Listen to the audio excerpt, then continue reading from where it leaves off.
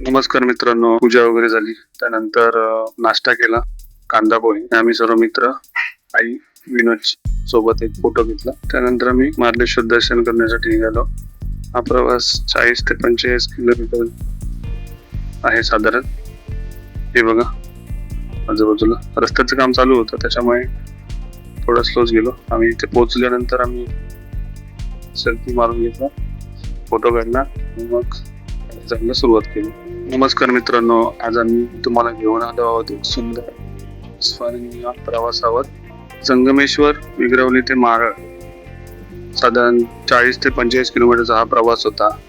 रस्त्यावरची उष्णता आणि तरी मला फक्त एकच उत्साह, मार्लेश्वर मंदिराचं दर्शन. सकाळी साधारण 10 ते 11च्या सुमारास आम्ही मार्लेश्वरच्या पायऱ्या चढायला सुरुवात केली.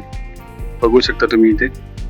उन्हामुळे थोडा थकवा जाणवत होता, पण सह्याद्रीच्या डोंगरामध्ये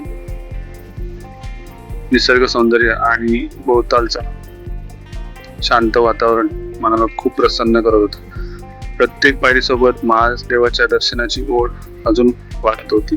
मार्लेश्वर हे रत्नागिरी जिल्ह्यातील संगमेश्वर तालुक्यातील माळ गावात वसलेले अत्यंत प्रसिद्ध आणि जागृत स्वयंभू शिव मंदिर आहे. सह्याद्रीच्या कुशीत नैसर्गिक गुहेमध्ये वसलेले मंदिर म्हणजे अध्यात्म आणि निसर्ग यांचा अद्भुत संगम आहे.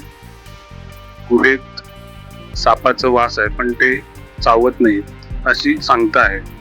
मंदिरातील शांतता, गुहेतील थंडावा आणि हर हर हर महादेवचा जयघोष हे सगळं अनुभवताना मन अगदी भक्तिमय होते. मार्लेश्वरचं आणखी एक खास आकर्षण म्हणजे जवळ असलेला धबधबा. पावसाळ्यात हा धबधबा अधिक सुंदर दिसतो, पण उन्हाळ्यात सुद्धा त्या परिसरातील निसर्ग मनमोहन.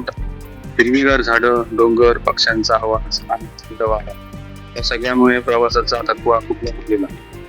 या प्रवासात आम्ही फक्त दर्शन घेतलं नाही, तर निसर्गाच्या जवळ जाण्याचा आणि मनाला शांतता देणारा सुंदर अनुभव घेतला. मित्रांसोबत केलेला वाटेत झालेली मजा, फोटो, गप्पा आणि महादेवचं दर्शन हे क्षण कायम आठवणीत राहतील. खरंच अशा ठिकाणी गेल्यावर जाणवतं की सह्याद्री म्हणजे फक्त डोंगर नाही, तर ती एक ऊर्जा आहे, शांतता आणि निसर्गाने दिलेला सुंदर आशीर्वाद आहे. हर हर महादेव. धन्यवाद.